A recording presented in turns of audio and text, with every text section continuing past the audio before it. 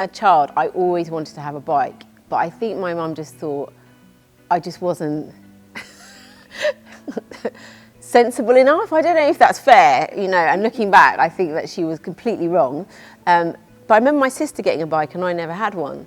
So I always felt fear in the sense of I didn't think I was capable of doing it. And it's just one of those things I've always known at the back of my mind. Swimming, couldn't swim, couldn't ride a bike. And those are two fundamental things I think children should know how to do.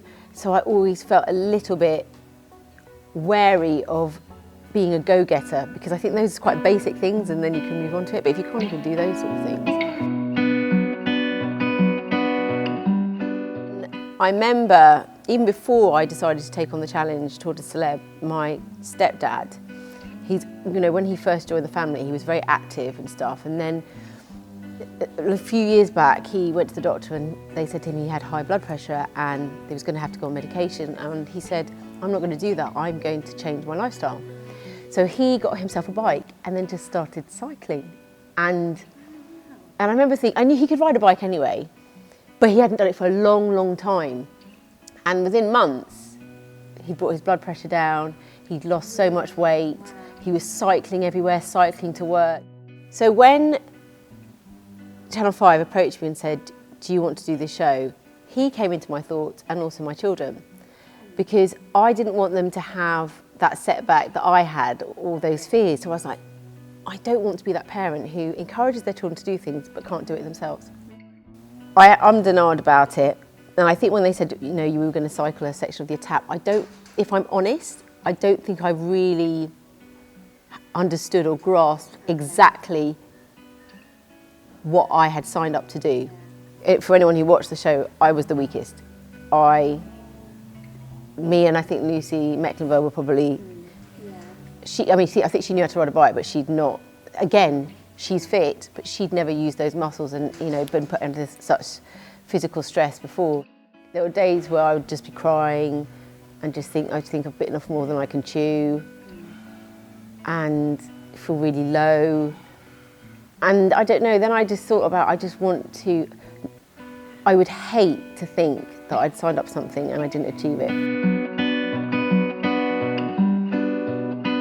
It was a really hot day.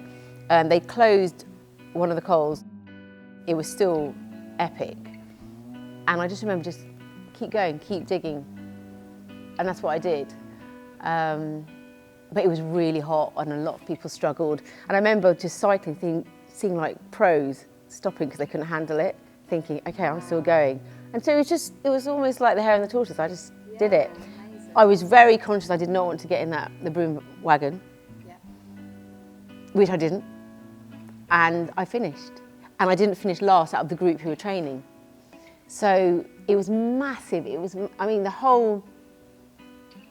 was, on the last mountain, I had to walk some bits, so I cycled, walked. The gradient was just, insane. But I still kept going. But I think after that, I needed to learn how to handle a bike better. But then saying that, I think after the Etap, I signed up to do Manchester to London. Yeah, in a day. For Rafa. I don't know why I did that. I think because it was so intense, I thought I needed to do something else to make sure I knew I could stay on the bike and do something like that. After I did those two massive rides, I just thought I need to sort of go back to basics, because I needed to get back into, bike handling skills, knowing how to navigate safely, not just getting from A to B.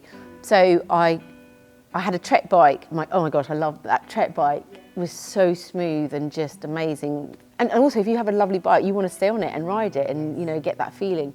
And then I got an Isla bike, a hybrid. And we all got one. I got one for everyone. And I just started to enjoy it a bit more.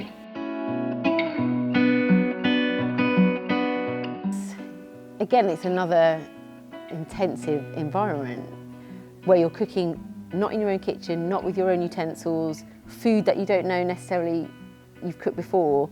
My gran taught me to cook. She was a cook. And her home, whenever you'd walk up to her home, you'd just smell the aromas of food that she'd cooked, and she wanted you to come round and know you'd be fed. And I think that's something that I've always got instilled in me. When people come round, I want them to sit down, eat, and be happy.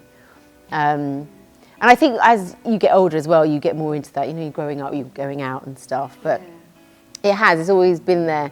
And when I was younger, she'd make me clean the fish. I'd be 6 years old, descaling fish and cutting up chicken and baking cakes with her and frying food. So I love well-seasoned, tasty food. So when they asked me to do MasterChef, I was a bit apprehensive at first because Michael had already done it 5 years before and got to the final. Yes. And I'd had him for ages saying he's the the king of the kitchen. So if I hadn't got to the final, it would have probably been the end of our relationship.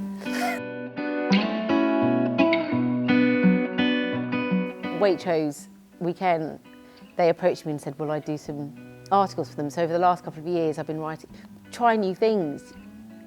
I only got asked to do that and commissioned to do articles for them because I got into cycling.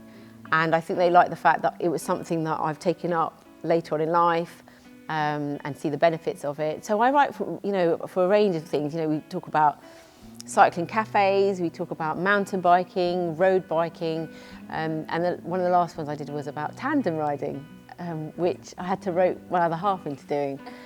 And that was interesting. Tandem cycling is not easy. I think you need somebody, the heavier person at the front. Michael was at the front.